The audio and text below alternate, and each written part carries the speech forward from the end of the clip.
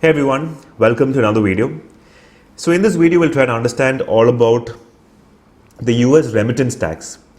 Well, just a couple of months back, President Trump did bring about this thing called the One Big Beautiful Bill, which is not very beautiful. In fact, it's quite ugly for a lot of Indians residing or staying in America. So through this video, we'll understand why and talk a bit more on this US remittance tax.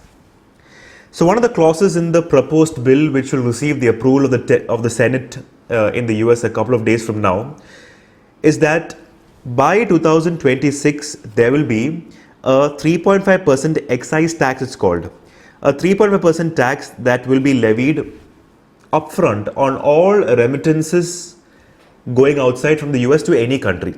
So for every $1 that is being sent out from the country, there will be a 3.5% tax on that. Now, this particular clause does not have any mention of a minimum amount or a maximum amount. So for every payment, this particular tax rate will be applicable. Now, from an Indian perspective, for a lot of Indians residing in America, whether as immigrants, on H-1B visas, green card holders, on L-1 visas, those intra-company deputations, or even for a lot of students who are in the US studying and doing part-time jobs and sending money to their homeland in India, they'll get affected to a great extent because of this 3.5% tax that is going to be levied on the remittances that they'll be sending to India. So it's a big blow for the Indian community, for a lot of Indians staying in the US.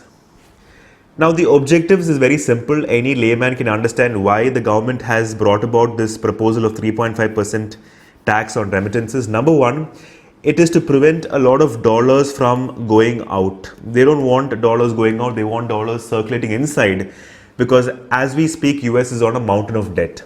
Number two, they want to create a very close diaspora of official US citizens and make life a bit more difficult for immigrants, for non-US citizens, for temporary visa holders, etc. So these are the twin objectives why they have probably brought out this 3.5% tax on outward remittances.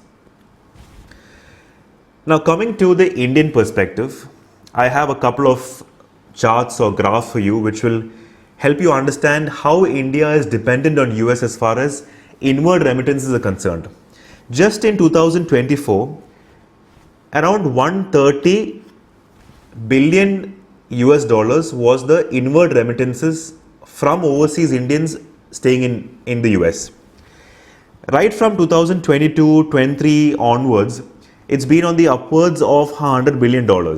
So this arrow is ever increasing, and this gives you an idea that India is heavily reliant on US as the number one destination for inward remittances. Number two destination, of course, is the UAE.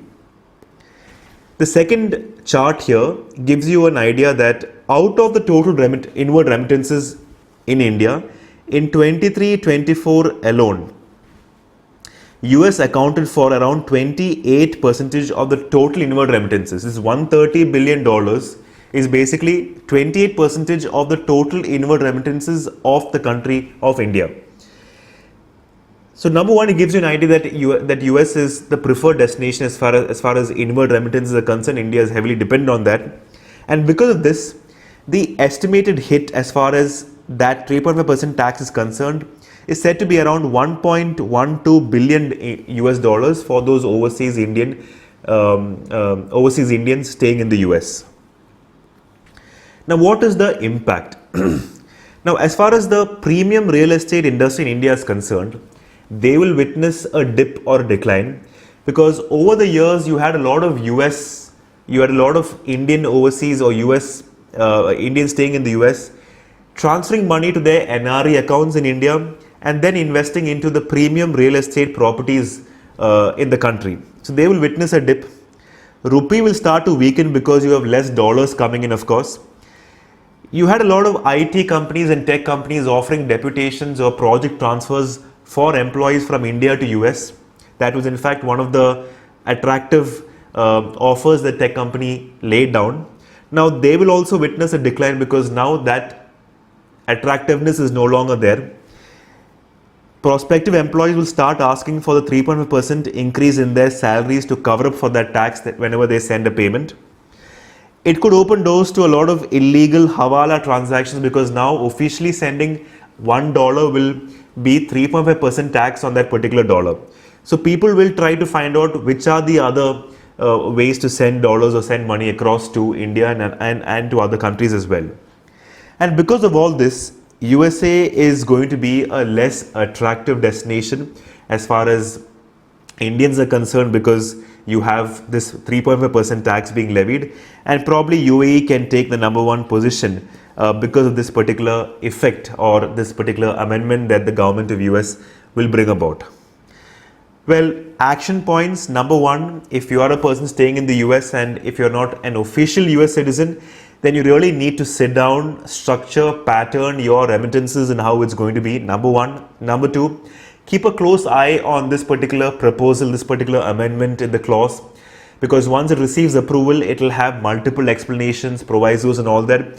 There might be a minimum amount, let's all hope, above which this 3% can apply. And thirdly, take the help of a tax consultant, a tax advisor to help you through and to plan your remittances so as to reduce the impact of this 3.5% US remittance tax. Well, I hope I was able to make things clear through this particular video. If you like this video, you could show the support to us by hitting the like button. If you want more videos like these on a regular basis through way of notifications, you could also think of hitting on the subscribe button. Till then, I'll see you guys in the next video. Take care and thank you.